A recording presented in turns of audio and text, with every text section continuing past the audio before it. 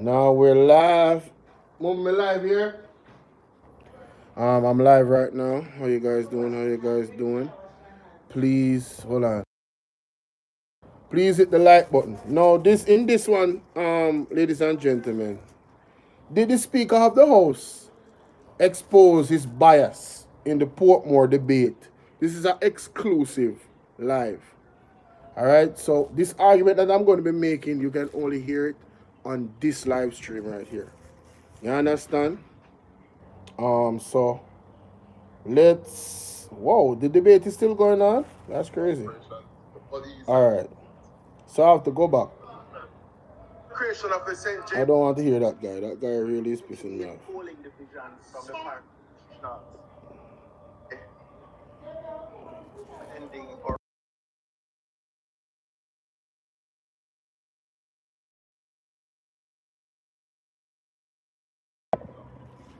All right, so guys. And he drew her attention. I want to go to the part where the Speaker.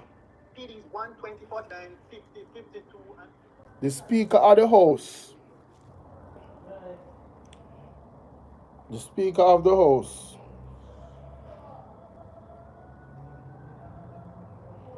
In my opinion, this is just my view.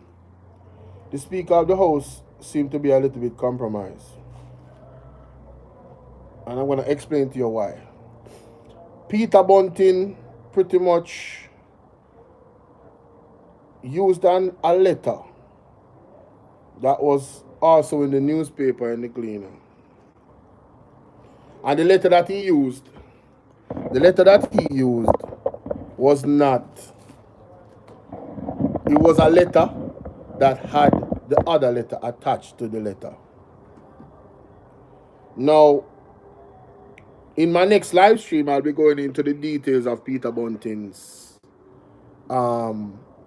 presentation as to the debate. I'm going to get into that. But in this one, just for a short stint, I want to really look at the Speaker of the House because, I personally, after watching these debates, I've noticed a pattern.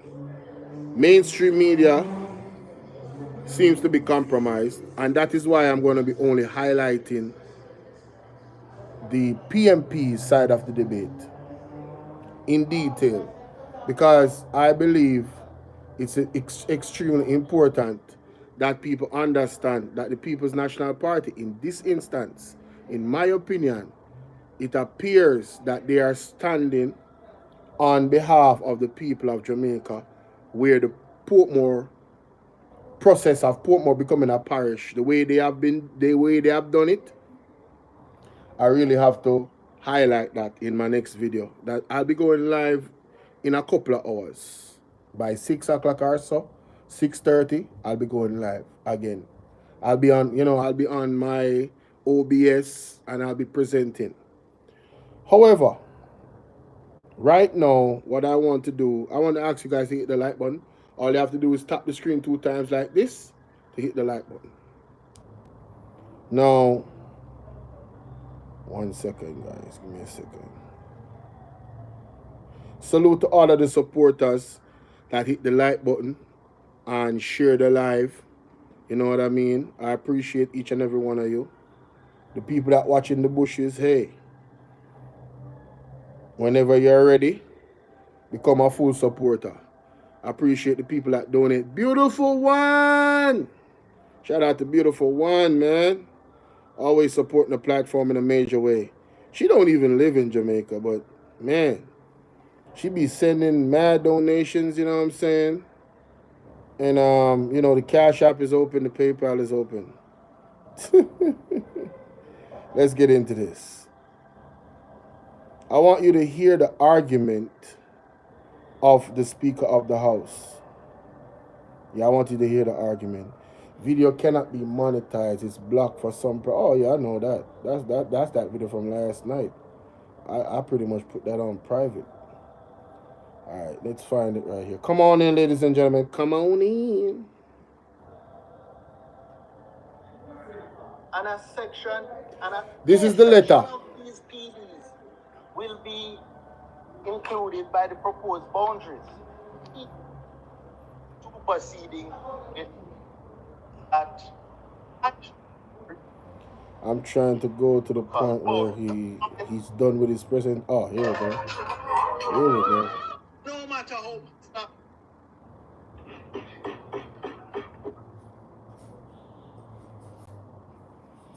Here we go. Oh, let me put this on my Wi-Fi. What it is. Gerrymandering legislation. Lord. Fast forward that. Come on. Continue, Senator Bunty. Asking you to desist. You have been bantering. Shame on you. From George. All right, let's go back, because I don't want to hear this dude. Marlon Morgan really pissed me off. Attempting to turn back the clock on Jamaica's democracy. Here we go. Shame on you for trying to manipulate the electoral process. Shame on you for thinking the Jamaican people will stand idly by while you dismantle the democratic safeguards that have protected our nation for decades. Right. This is not just a political fight. Talk to him. It's a fight for Jamaica's future. That's right. And we in the opposition will stand on the right side of history. We reject this bill, we will resist its implementation, and we will defend Jamaica's democracy with everything we have. Thank you. All right. Now, here comes the Speaker of the House. Thank you, Senator Bunting. Hear this now. Want to hear this now. Want to listen to this. And the Speaker of the House is on the thumbnail. He's the one.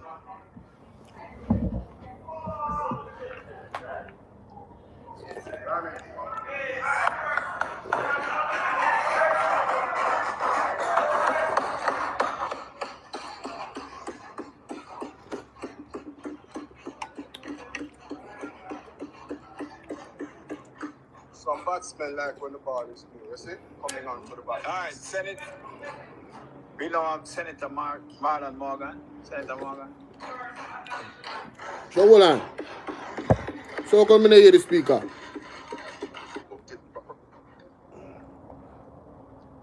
We must do it after Marlon Morgan don't speak. Hold on there. In the I don't want to. situation. Here we go. Here we go. So after Marlon Morgan finished speaking, the Speaker of the House called out Peter Bunting about this letter that he referenced in his speech. I want you to hear in full what he had to say and what Mr. Bunting had to say in it, because I thought this was ridiculous. And this was just to me, this was like trying to get political points.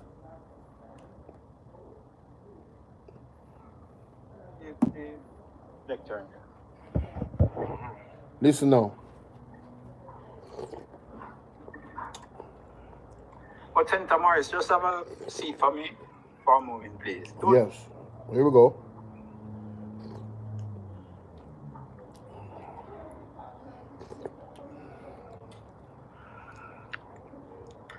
Listen to this. A letter was referred to during the presentation of Senator Bunting's presentation. Mm-hmm. And he made mention of the date of the letter. Referred to a date of February, I think it was 21.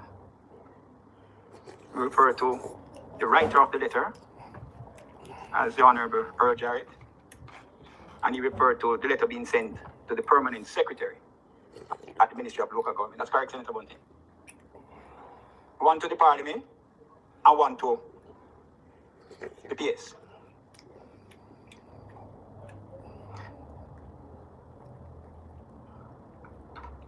The letter of June 18, 2024 is the one that you refer to the PS, was sent to the PS. And that letter was sent undercover in February to the Parliament, to the clerk. That's what you made reference to. Yes. So the June 18th letter was attached to the February letter. But the letter that you made quote from was that from Mr. Jarrett, which is the June 18th letter. Is that correct? And, yes. The June 18th letter is the one that you... Last says Wagwan. I know, because I requested a copy of the letter and I made inquiries of the clerk. I'm just asking him to confirm if that is correct. So, the letter that referred to the letter. Letter about them, listen to this. In respect to the 2-page letter, yeah.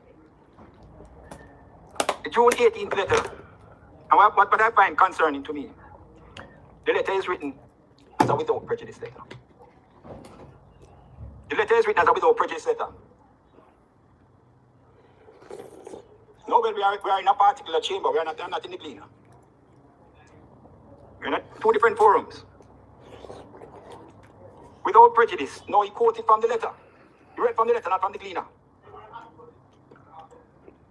I'm just bringing to this chamber's attention. Listen to this. And when a letter is written without prejudice, there are restrictions that the writer has placed on the letter. There are restrictions that the writer has placed on the letter. And one of the restrictions he writes it without prejudice is that he himself is not prepared to stand on it. It has different reasons, and the person, having written it without prejudice, would not wish for it to be used in a certain place. And from that, I also interpreted, and the law regarding without prejudice would say that the person who wrote it himself is not prepared to stand on it. I didn't say that is all that it means, Senator. So it's a little unfortunate, Senator Bunting, that you would have breached the writer's privilege. You have breached the writer's privilege. The letters are without prejudice letter. And when letters are written without prejudice, then they have confidential limitations to it. Alright? Senator Bunting. More than listening. I'm not, and until I get silence, right? So I ask you, was it without prejudice letter that you read from? I'm going to do that, sir. But guess what? You turn on Senator Morris's 2 mics, it comes down in an order. Thank you. Alright. So the simple question, was it without prejudice letter that you read from Senator Bunting? If you would turn on the it's mic. on. Yes. I read from a letter dated February 12, 2025, addressed to Ms. Colleen Lowe. It says by hand and email. It has no without prejudice on it. The letter that you quoted from. Allow me to complete. It quotes sections that were sent in a previous letter, but this letter has no without prejudice on it. It attaches the letter that says without prejudice, but it is this letter that I read has no without prejudice again. And further, it is published in the Gleaner newspaper. You did not quote from a Gleaner report. But that is what I am saying. And Senator Bunting, I have both of them. I have both of them, and the clerk has presented them. And I am saying what you quoted from would have indicated the without prejudice comments. You read from it. And so I am just making that record. For Hansard, you have quoted from it, and it is in Hansard, and I am pointing out that what you have referred to is a without prejudice letter. You have breached the privilege of the writer of the letter. I quoted from the letter. You have breached the privilege of the writer of the letter. I am not putting any sanction on you, Senator Bunting. I am just pointing out for Hansard that is what the situation is. There's no discussion about suspension. Without prejudice, and that the writer's privilege was breached in a situation where the writer himself is not prepared to stand on it. Now, ladies and gentlemen, excuse me. I hope you guys could hear that very clearly. So, the Speaker of the House, in defense, in my opinion, in defense of the Jamaica Labour Party, that is being exposed for clear gerrymandering, where the turning Portmore into a parish is concerned, sought to look for a needle in a haystack. How you doing? Cooking with Elaine. And I'm going to go live in 2 hours, guys. The Speaker of the House, in his infinite wisdom, in defense of the Jamaica Labour Party, sought to find a needle in the haystack of Mr. Bunting's perfectly well put together argument against Portmore becoming a parish, and also giving reasons why, by law and by the Constitution, it is illegal. Right? He sought in his infinite wisdom to say he used a letter that was, how he put it, the writer said it's without prejudice, so it should not be used in certain forums. Granted, I believe this argument was what you call, what's the terminology that they use? Word salad, semantics. You understand? It was just something to put out there to throw a wrench in the machinery, or try to. In my opinion, I'm here to call it out that this was a clear bias by the Speaker of the House, in my opinion. The point he made didn't make any sense to be made, because at the end of the day, that same letter that he's speaking of, was one, published in the Cleaner, so it's already public, and two, it is on a letter. It is not the letter he read. He read from the attachment of that letter and another letter from somebody else. So that other person that he's reading the letter from already publicized the letter, and that letter was not, what's the terminology he used? Because the first time I hear that terminology, I know. Let me go back a little bit. Answer. That is what the situation. There's no discussion about suspension without prejudice, and that the writer's privilege was. That's the terminology. Without prejudice. So the writer of the original letter had a without prejudice on it. Right? That letter burned them, because what that letter exposed and is an opinion, or opinions and facts about Portmore becoming a parish and what it actually means. And the argument in the letter did not favor the Jamaica Labour Party. And that is simply why, in my opinion, this particular Speaker of the House is the second time I've seen him doing something like this since I've been watching Parliament. Guys, why you guys not hitting the like button? 51 people watching and only one like. Tap the screen like this for me now, please. You guys keep forgetting, man. And then someone now watch it on TV, so I don't even know what to say. And share the live. And let everybody know some mega live in 2 hours. Because I want the room full,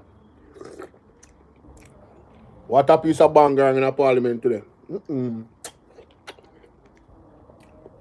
going to break down everything. So, the Speaker of the House is looking bad. It was a weak argument.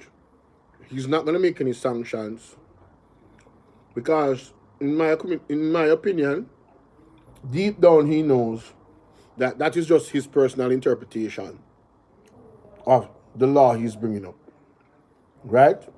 And in a way, to me, he's trying to show shade on the argument of the PMP and also Peter Bunting, to discredit his entire speech, because the points that Mr. Bunting made, the points that he made, really, they could not argue against. Yeah, and you see, these people are not dunce, They are using their brain in the wrong way. They are trying to use their brain not to the benefit of the Jamaican people, but to stay in power. So they will go above and beyond in terms of debates to trick the people. We heard Everald Warmington tell us the plan of the JLP. We know that Portmore Parish becoming a parish is gerrymandering. Not only are they turning it into a parish, they're making Portmore smaller by changing the borders of the parish. And one of the next thing I want to mention, do you guys remember the political ombudsman? If the political ombudsman was not removed from his position by the Jamaica Labour Party, these things will not be happening. See, some people underestimate Andrew Onison. He is a chess player, right? If you are a chess player and you understand that he's a chess player, you can see the moves he's making coming. Because when the political ombudsman, when I found out the political ombudsman was removed, and then I research what exactly the political ombudsman does. He is the political referee between the electorate of the PNP and the JLP. He is the non-partisan individual that keeps that balance. Why would you want to take away that balance? You already have majority of the house because you want to get away with what you want to get away with, and you want to do what you want to do, and you don't want nothing in the way to stop you from doing it. And I stand on that. That is my belief as to why the political ombudsman was removed. And here's a perfect example of doing what you want to do and trying to get away with it. Although, in the letter, it explains that that move, once it is done, is deemed unconstitutional right off the rip. If they pass this bill, it's unconstitutional. Immediately unconstitutional. And they cannot get around going against the Constitution because the Constitution is for the people. And if you're going against the Constitution, you're going against the people. Furthermore, the people of Portmore right to choose the mayor that they want to choose is gone. It's null and void now. It's non-existent. They cannot choose the mayor they want to choose. And they had that power before. So the JLP, what's going on, Mel Dub? Salute to you, my brother. Thank you so much, bro. So the PMP is fighting for the right of the people in Portmore to have their right to actually vote for the mayor that they want. That's huge, you know. The mayor of anywhere, for the people to decide that, listen, I want this man or this woman to represent me as mayor of my constituency or mayor of my parish. That's a power to the people. Right? And the Jamaica Labour Party, ladies and gentlemen, has decided that they want to strip that power from the people. You see, this argument around Portmore is not just an argument that is one dimensional. No. This argument is multifaceted. What do I mean by that? There's different layers to what happens when Portmore becomes a parish. Now, I heard Kimon, what's her name? Kimon Johnson Smith? Kimona Johnson Smith, something like that. She said that the people won't need to pay any new money to change their title of their land or whatever it is when Portmore becomes a parish. Yes, she said that in the clause, in the act, there's provisions there to make sure it does not cost them anything. All right, cool. We'll see how that goes later on down the line and see after the people that actually do law and understand legislation examine what she said, and let's see if she was misleading the people or she was telling the truth. Because I don't trust these people, guys. I don't trust a word uttered out of their mouth.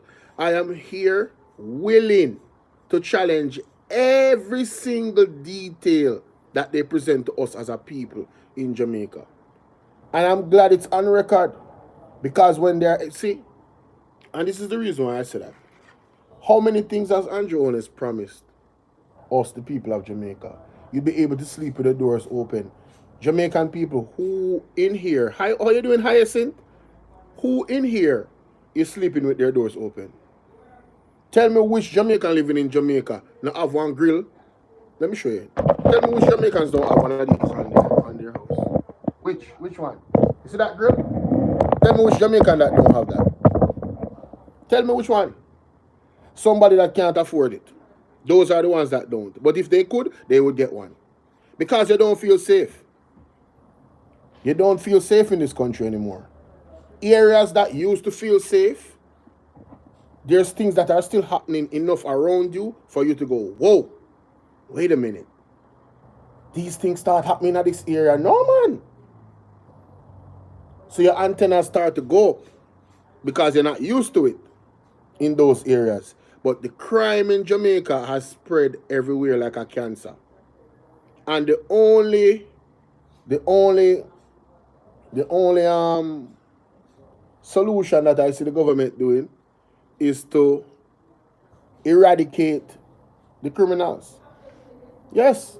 Do you see the police killings happening? them not caring about it. Them not caring enough people got caught, in my opinion. Too much people get shot.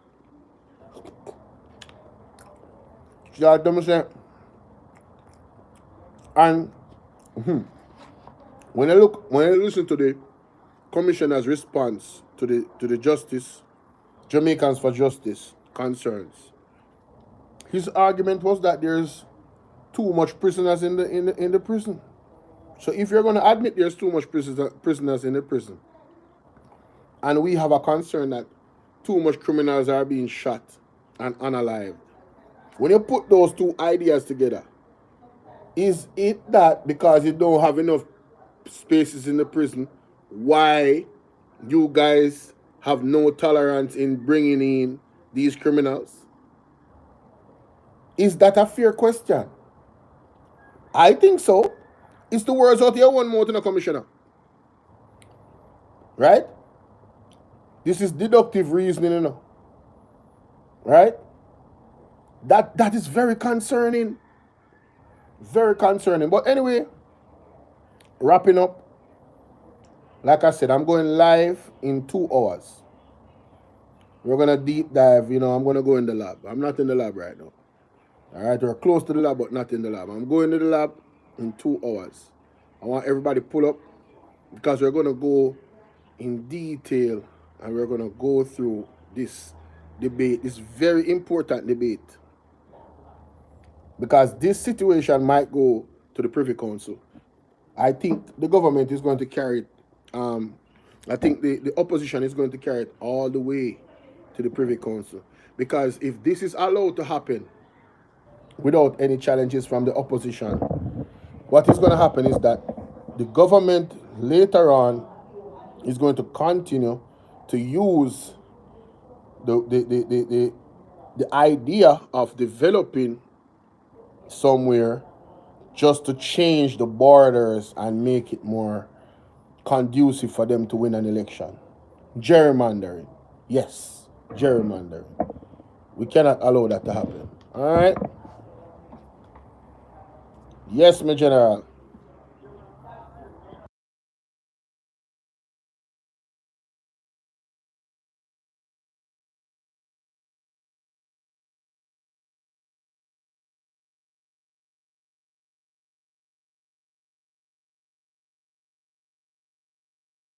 All right, cool. Whoa, one light post dropping at the road up the road, so somebody will come to me. So I guess I have some more time, but tell me what you think about the Speaker of the House pointing out that the letter was what do you call it? Non-biased, non-partisan. First time I hear that terminology. You know what? Situation. There is no discussion about suspension. Without prejudice, and that Yeah, the letter was without prejudice. So you learn something every day. And thank you to the Speaker of the House for bringing it up and exposing himself at the same time, in my opinion, for being biased. Non-prejudice. A letter that is deemed non-prejudice under the law cannot be used in certain forums. You understand? And I never knew that. So I just learned something. And what I have to say to the commissioner is that, well, the individual letter that he read from was not directly from that letter. It was an indirect. The individual letter that he read from had the other letter on it as a reference. So, and the Gleaner had it out there. It's out there. The argument is out there. It's in the public domain. So how then can you argue? I know how you can argue it about. It's sad that you tried to argue that which you argued. Because in my opinion, that argument exposes your bias to the JLP. It's like you're a JLP member, so you want to give them some points in the debate. So you're not a part of the debate. You're not a part of the debate, you know. You're just the speaker of the house. You're not supposed to be debating. And I've seen that happen several times with speakers of the house. I've seen John Tavares to Vincent do it, and now I've seen you do it. It's like all of the speakers of the house in Parliament and the JLP seem to be compromised. Wow, it appears that way. It's very, very sad. It's very, very sad. And another thing, because I'm not going to cover this on my other life, Kamina Johnson Smith, she mentioned something that really, she said that the opposition has not yet given them a good reason why Portmore shouldn't become a parish under that bill. And I think that's a spit in the face of the people of Portmore. I mean a literal spit in the face. Because what the bill does is take away their right to vote for the mayor that they want. It retracts that part of their constitution in Portmore. Joanne Dawkins, big up. So if she doesn't see that as a good reason why Portmore shouldn't become a parish, I don't know what to tell her. Because the ins and outs and the running of Portmore, the mayor is an important part of it, and the people chose a specific mayor to represent them. I know you're taking away that democratic right that the people of Portmore fought for so long. But you, Kamina Johnson Smith, make it come out of your mouth that the opposition has not given any good argument why so you're just spitting at the Portmore people in face, and to hell with them. To hell with them. It says a lot about the character. And she said it with a smile on her face too.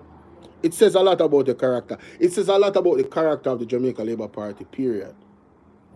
And you guys say you're for the people. Where? Which people? You mean the Labour right them, not all Jamaicans.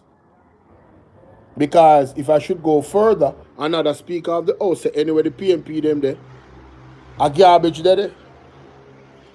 Look at what you think about the Jamaican people that voted for the PMP. They live in garbage. Not my words, her words. But I digress. We are in trouble, Jamaica. And there's another thing I want to say. In regards to the PMP and how they respond, I have faith in Mark Golding and the PMP. And I believe that there are certain intricacies about certain things, why they move the way they move. And I also believe that not because somebody is fighting dirty and they're a scumbag, like the Jamaica Labour Party fighting dirty and are a scumbag and coming out here just lying, I don't think a man that is of pure hands and clean heart should actually engage in the same type of fight. You see, men and women of God don't fight a carnal battle, they fight a spiritual one. And for all of the comrades them out there, I say to each and every one of you that believe in God, pray, fast, all of those things. Right? Come through, my boss. Pray, fast, all of those things. Right? And just do the right thing. You see me? Because this is a fight for the Most High that is happening here in Jamaica. It's not just a fight for us, the people, and the PMP. Let us be guided by the Most High. That is it. Alright? Big up on yourself. I'm out.